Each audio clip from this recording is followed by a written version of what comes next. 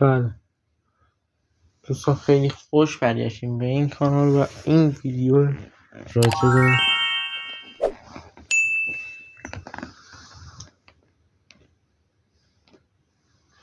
پنج تا فیلم واقعا ترسناک که گفته میشه از روی واقعیت شده. شماره 5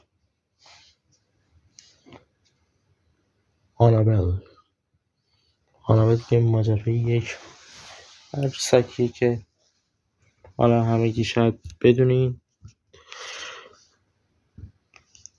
شماره 4 نفرین لایونورا. شماره 3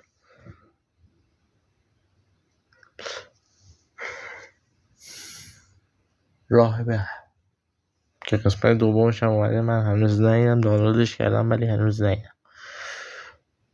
شماره 2 رابرت و شماره 3 ایت. لایونورا که یک افسانه است که میگن مثل افسانه زن رقصنده که اگه خواستین به این ویدیوشو بسازم واسهتون.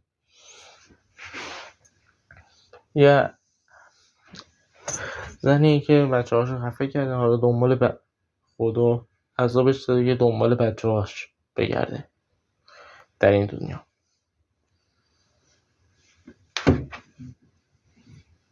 اگه دوست داشتین بگیم ویدیو همشون رو واسهتون بسازم.